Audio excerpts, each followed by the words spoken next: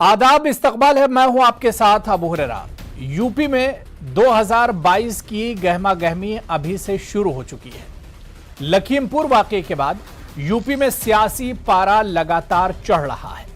प्रियंका के जोर पर कांग्रेस इस बार यूपी में नए तेवर में नजर आ रही है, तो वहीं अखिलेश यादव की समाजवादी पार्टी ने जीत से पहले ही विजय रथ निकाल दिया है।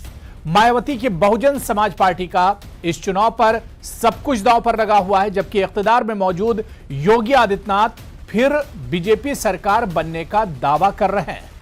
कुल मिलाकर अभी से यूपी असेंबली इंतखाबात के लिए तमाम जमातों ने कमर कस ली है। कोई भी पार्टी किसी भी मौके को हाथ से निकलने नहीं देना चाहती, और शायद यही वजह है कि लखीमपुर वाकये पर सब ने सरकार को घेरा है और सब ने जमकर सियासत किया। आज इसी पर हम बात करेंगे कि 2022 से पहले चुनाव के का अभी आधा साल बाकी है, इससे पहले ही सियासत गरमाने लगी है। बहुत खास मेहमान मेरे साथ जुड़े हुए हैं। बहुत जल्दी अपने मेहमानों का आपसे तारुफ करा देता हूं। सुरेंद्र राजपूत साहब मेरे साथ हैं, जो कि तर्जुमान हैं कांग्रेस के, लखनऊ से मेरे साथ जुड़े हुए हैं। सुधीर दुबे जी समाजवादी पार्टी के तर्जुमान हैं, लीडर हैं, माफ कीजिएगा। और प्रेम कुमार जी सीनियर जर्नलिस्ट हैं, कुछ देर में बीजेपी के तर्जुमान भी हमारे साथ इस डिबेट का हिस्सा होंगे। सभी मेहमानों का बहुत इस्तकबाल है न्यूज 18 उर्दू में।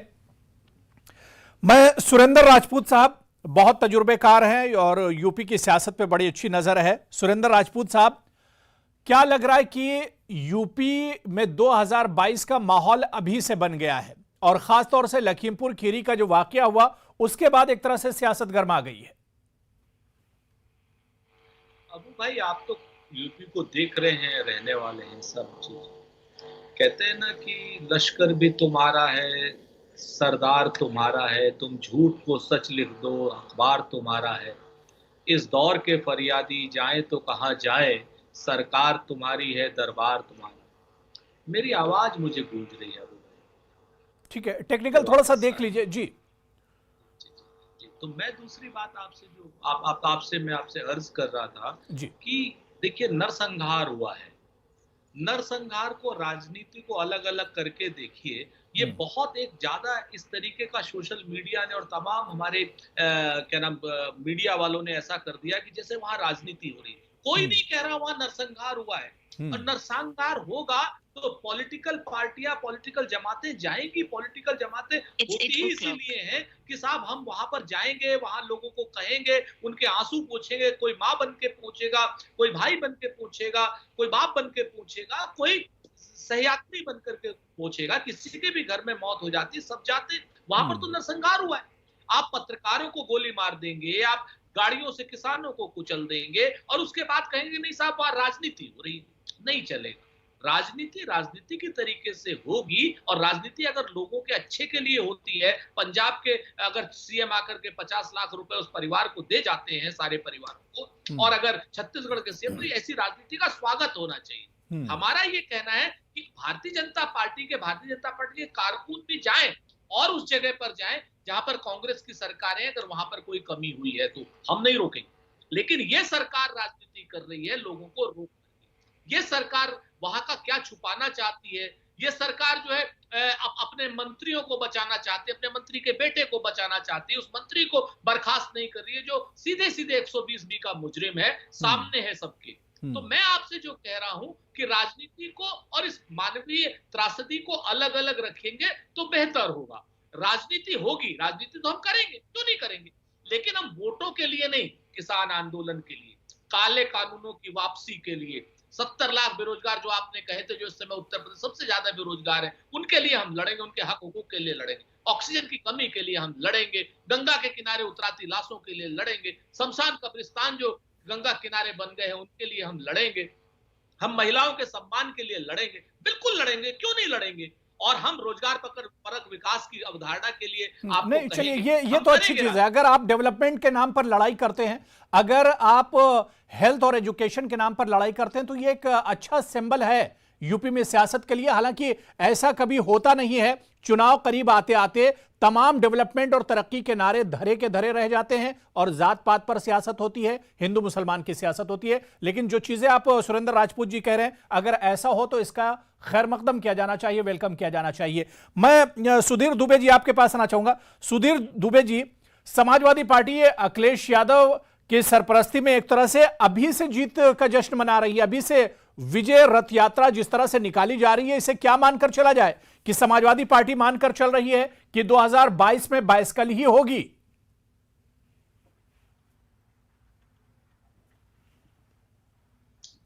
देखिए, आज डॉक्टर राम मनोहर लोहिया जी की पुण्यतिथि के अवसर पर समाजवादी पार्टी के राष्ट्रीय अध्यक्ष माननीय अखिलेश यादव जी माननीय नेताजी से आशीर्वाद लेकर के और उत्तर प्रदेश के अंदर निकल पड़े हैं। और ये विजय यात्रा है। समाजवादी पार्टी कोई जुलूस नहीं निकाल रही है, समाजवादी पार्टी कोई जश्न नहीं मना रही है। समाजवादी पार्टी एक विजय यात्रा लेकर के उत्तर प्रदेश की सड़कों पर निकली है। और मैं आपको बताना चाहता हूं, आपके चैनल के माध्यम से तमाम लोगों को बताना चाहता हूं कि आज कानपुर के अंदर जिस तरह से जन समर्थन और जिस तरह से लोगों का सैलाब उमड़ा है, आज भारतीय जनता पार्टी का बिल्कुल सफाया होने जा रहा है। और समाजवादी पार्टी का प्रत्येक कार्यकर्ता आज बिल्कुल जो है कॉन्फिडेंस से बिल्कुल भरा हुआ है। और हम लोग ये मान के चल रहे हैं कि 4.5 साल की जो उत्तर प्रदेश की सरकार है, इन्होंने कोई भी ऐसा विकास कार्य नहीं किया है जिसको ये गिना सके। और 2012 से 2017 के बीच में माननीय अखिलेश यादव जी की सरकार में जो काम हुए थे, केवल उन्हीं कामों को ये सरकार गिना रही है। तो हम लोग बिल्कुल इस बात के बिल्कुल आश्वस्त हैं कि उत्तर प्रदेश की जनता केवल और केवल माननीय अखिलेश यादव जी की तरफ देख रही है। चलिए ठीक है, मैं प्रेम कुमार जी बहुत जल्दी आपसे समझ लेता हूं कि अब यहीं से लग रहा है कि एक तरह से चुनाव शुरू हो चुके हैं, जो गहमा गहमी यूपी में अभी से देखी जा रही है, सियासी पारा एक तरह से लगातार चढ़ता जा रहा है। तो यहां से किस तरह से यूपी के मिजाज को या आवाम के मिजाज को किस तरह से आप देखते हैं? रूप से जो चुनाव चूंकि नजदीक आ रहे हैं तो राजनीतिक दल कमर कसे हुए हैं और वो गतिविधियां तेज हैं। लेकिन जो राजनीति अभी हो रही है और जिस बात पर हो रही है वो राजनीति क्या है? वो एक बड़ा किसान आंदोलन जो कि चल रहा है, उत्तर प्रदेश की सियासत में बड़ा असर जिसका दिखने वाला है, सब लोग जानते हैं। तो उस किसान आंदोलन पर सरकार की गाड़ी चली है, मंत्री की गाड़ी चली है। तो इस पर अगर विपक्ष बोलता है तो ये सियासत क्यों नहीं होनी चाहिए? क्या कभी हिंदुस्तान के इतिहास में ऐसा हुआ है कि आंदोलनकारी को गाड़ी से कुचल दो? कई लोग ऐसा बोलते हुए पाए जाते हैं। वो ये कहते हैं कि ये जो मारे गए हैं किसान, उसके साथ साथ कुछ बीजेपी के लोग भी मारे गए हैं। तो बीजेपी के लोग जो मारे गए हैं, जिनको पीट कर मारा गया है, उस आवाज को बुलंद कीजिए। हाँ, वो हत्या और ये हत्या दोनों एक है। और ये कौन सी भाषा है?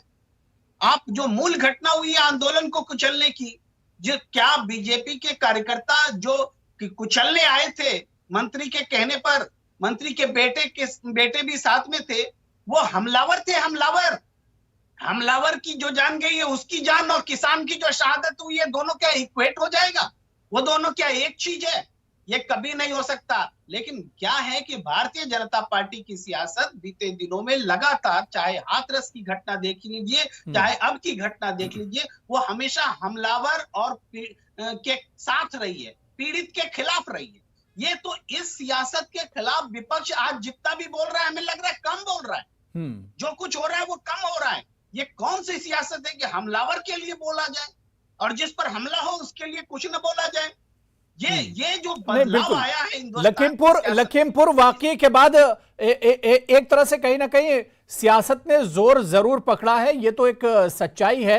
अपोजिशन की नियत भले ही कुछ हो, लेकिन सरकार, अपोजिशन या जितनी भी पार्टियां हैं, इनमें कहीं ना कहीं यूपी में एक तरह से सियासत गरमाई जरूर है। मेरे साथ बीजेपी के स्पोक्स पर्सन आनंद दुबे जी भी इस डिबेट में जुड़ चुके हैं। आनंद दुबे साहब, आपका भी बहुत इस्तकबाल है। आनंद दुबे जी, आज हमारी चर्चा इसी बात पर है कि यूपी में 2022 से पहले बिल्कुल चुनाव जैसा माहौल इस वक्त दिख रहा है। कहीं पर विजय रथ यात्रा निकल रही है, कहीं पर लखीमपुर वाकये को लेकर खामोश एहतजाज और प्रोटेस्ट किया जा रहा है, तो मायावती के लगातार बयानात आ रहे हैं। तो जितनी पार्टियां हैं अब एक तरह से सियासी मोड में आ गई हैं।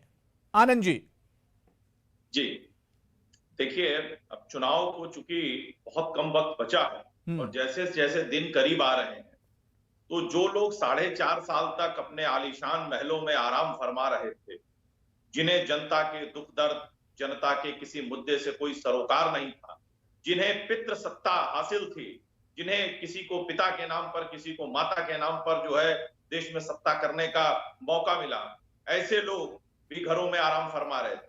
अब धीरे धीरे चुनाव है तो जनता के बीच जा रहे हैं। चलिए, ये एक सकारात्मक कदम है कि कम से कम किसी बहाने ये जनता के बीच तो जा रहे हैं।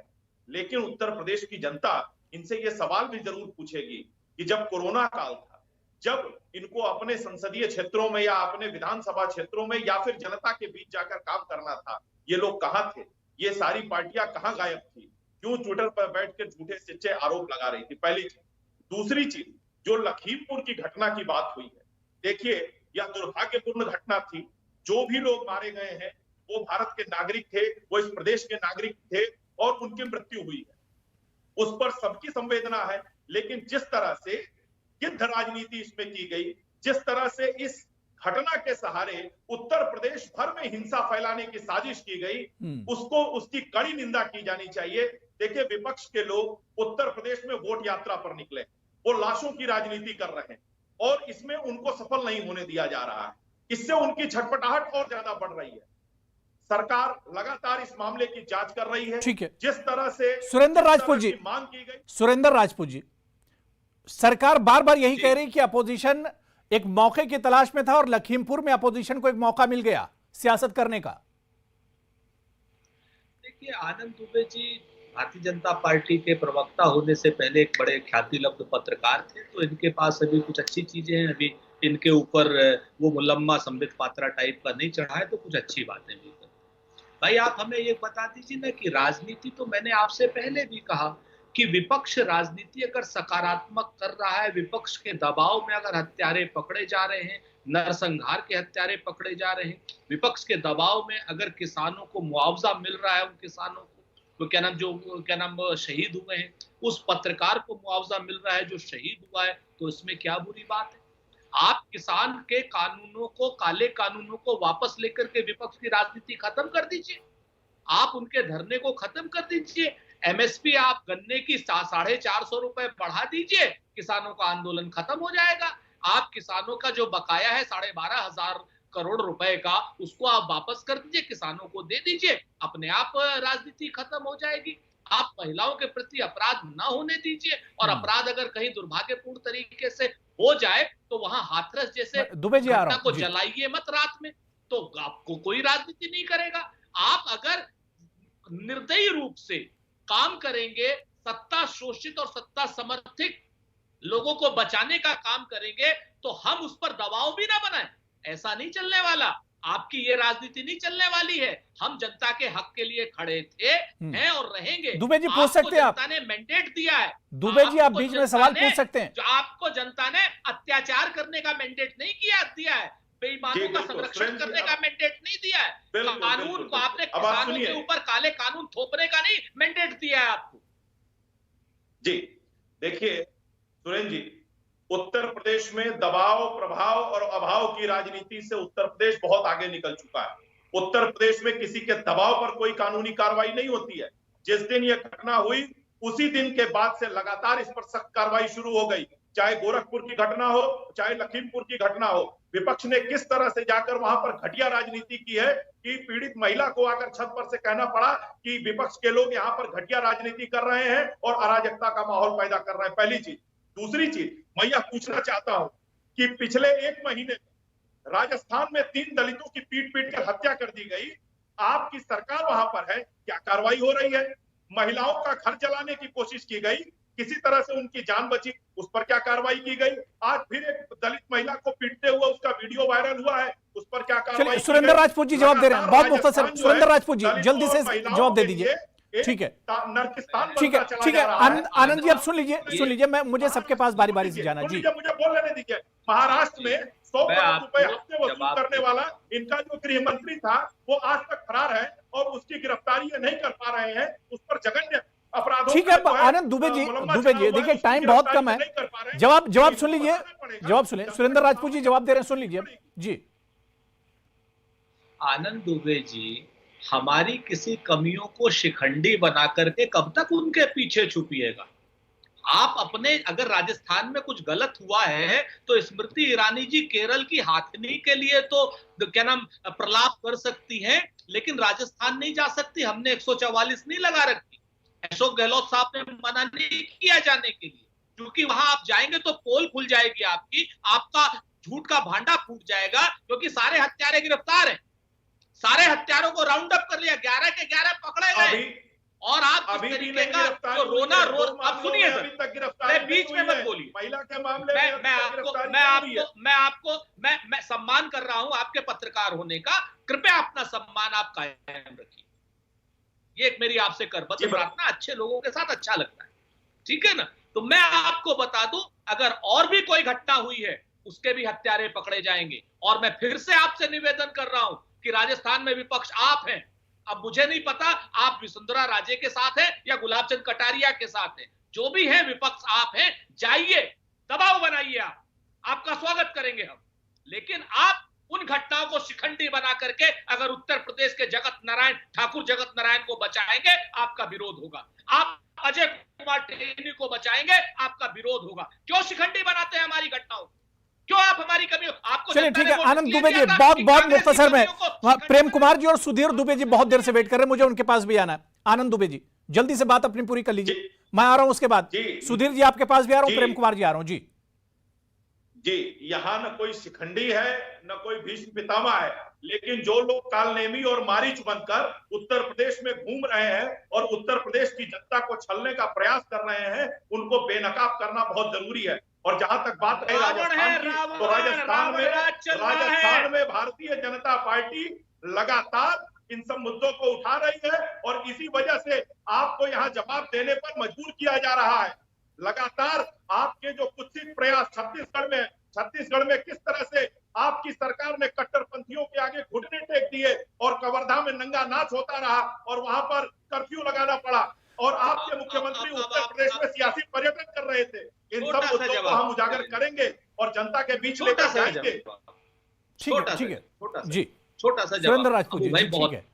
कवर्धा में 100 लोग पकड़े गए हैं, 100 के 100 भाजपाई हैं, और पता नहीं किसके हत्यारों को और क्या कटवा और क्या कौन कौन सा इन्होंने, इनके रमन सिंह नाम के जो मुख्यमंत्री उनके बेटे ने क्या कहा, वो भी सब है, सब जेल जाएंगे, चिंता मत कीजिए, सबको पकड़ेंगे, कठोर कानून से सारे भाजपाइयों को कानून सम्मत सजा देंगे। एक बात। दूसरी चीज, रावण राज्य है आपके यहाँ पर, राम राज्य नहीं है, जंगल राज भी नहीं है, आपके यहाँ रावण राज्य चल रहा है। इस रावण राज्य को आप किसी भी सूरत में कहीं से भी नहीं बचा सकते। आनंद दुबे जी, बेहतर हो इसको बचाना छोड़ करके। चलिए ठीक है, मैंने देखिए दोनों लोगों को मैंने बहुत टाइम दे दिया। अब नहीं ठीक है, देखिए आवाम देख रही है 4.5 सालों में क्या हुआ है, विपक्ष ने अपनी जिम्मेदारी कहां पर निभाई और कहां पर सरकार ने अपनी जिम्मेदारी कितनी ईमानदारी से निभाई है।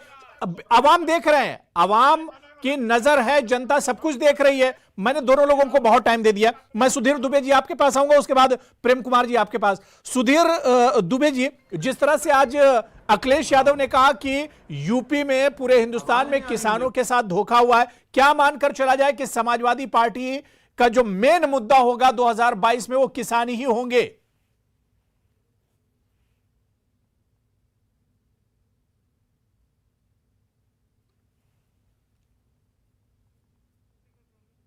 सुधीर दुबे जी सुन पा रहे हैं मुझे? चलिए ठीक है, मैं प्रेम कुमार जी आपके पास आऊंगा। प्रेम कुमार जी, जिस तरह की अभी सियासत हो रही यूपी में, आप देख रहे हैं कि कांग्रेस बिल्कुल नए तेवर में नजर आ रही है।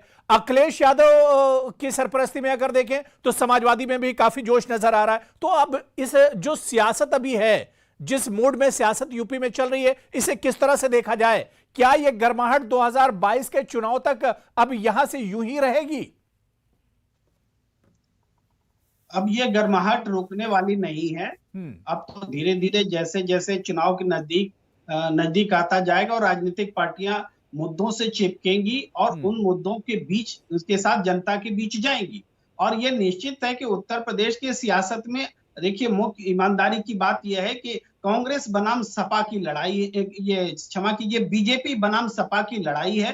कांग्रेस अपने आप को स्थापित करने का प्रयास कर रही है, संघर्ष कर रही है, लेकिन इस लड़ाई में भारतीय जनता पार्टी के सामने में मुश्किलें ज्यादा है। एंटी इनकम्बेंसी है, किसानों की नाराजगी है, मुसलमानों की नाराजगी है, सिखों की नाराजगी है, और ओबीसी की नाराजगी है, और अंदरूनी जो भारतीय जनता पार्टी के भीतर की अंदरूनी सियासत है, सुन लीजिए जी उस वजह से भी परेशानी है। भारतीय जनता पार्टी को मुश्किल का सामना करना पड़ेगा, लेकिन हाँ, विपक्ष जो है वो उसके लिए अभी समय है। ये बात सही है कि कोरोना के समय में राजनीतिक गतिविधियां विपक्ष की भी, सत्ताधारी दल की भी प्रभावित रही थी, लेकिन कम समय है और उसमें अग्रेसिवली चुनाव में जाना है, तो मुद्दों के साथ ही अग्रेशन दिखाना पड़ेगा, और वो शुरू हो चुका है। सारे नेता मैदान में हैं।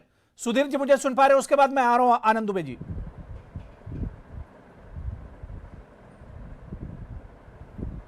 ठीक है सुधीर जी, मेरी आवाज आ रही है आप तक? शायद नहीं सुन पा रहे। मैं आनंद दुबे जी आपके पास आना चाहूंगा। जिस तरह से हमारे एक्सपर्ट प्रेम कुमार जी कह रहे हैं कि मुकाबला बहुत टफ होगा, और जाहिर सी बात है कि ऊंट किस करवट बैठेगा ये अभी से कह पाना बहुत मुश्किल है, लेकिन क्योंकि आप 5 साल सरकार में रहें तो जवाब सरकार को देना होगा। इस 5 साल में क्या कुछ किया है जब आप लोगों से दोबारा से वोट मांगने के लिए जाएंगे? देखिए, भारतीय जनता पार्टी वह पार्टी है जो 5 साल पे नहीं, हमने हर 6 महीने पर जनता के सामने अपना रिपोर्ट कार्ड रखने का काम किया है।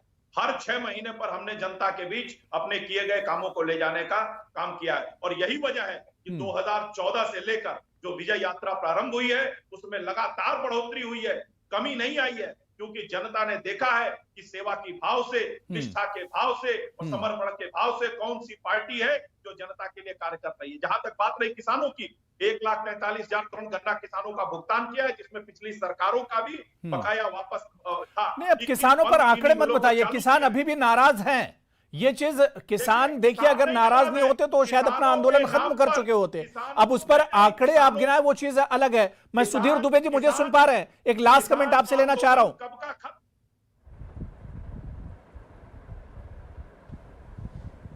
ठीक है सुरेंद्र राजपूत जी, आप कुछ कहना चाह रहे हैं बहुत मुख्तसर में? जी हम तो बड़ी छोटा सा शेर कह के बात खत्म कर रहे हैं। आनंद दुबे जी बड़ी बड़ी आंकड़ों की बात कर रहे हैं। अदम गोडवी ने लिखा था कि तुम्हारी फाइलों में गांव का मौसम गुलाबी है, मगर ये आंकड़े झूठे, ये दावे किताबी हैं। तुम्हारी मेज चांदी की, तुम्हारे जाम सोने के, मगर किसान के घर में आज भी फूटी रकाबी है। आज जो है किसानों के काले कानून वापस ले लीजिए, एमएसपी गन्ने की बढ़ा दीजिए, FRP। क्यों आनंद दुबे जी झूठी बातें कर रहे हैं? डीजल का दाम घटा दीजिए। नहीं बिल्कुल, मैंने शुरू में कहा था कि अब जब चुनाव आएंगे तो एक तरह से आपको सवालों के जवाब देने होंगे। फैसले का वक्त तो होगा ही, लेकिन आवाम के हाथ में फैसला होगा, और जब चुनाव आता है तो सरकार के हाथ में ही एक तरह से लगाम होगी और जवाब सरकार को देना होगा, जो लोग इख्तिदार में होंगे। तो ऐसे में 4.5-5 साल में सरकार क्या करती है, इसका जवाब तो आवाम को देना ही होगा। बहुत बहुत शुक्रिया सुरेंद्र राजपूत जी मेरे साथ जुड़ने के लिए। आनंद दुबे साहब, सुधीर दुबे जी और प्रेम कुमार साहब, सभी का बहुत बहुत शुक्रिया डिबेट में जुड़ने के लिए। आदाब।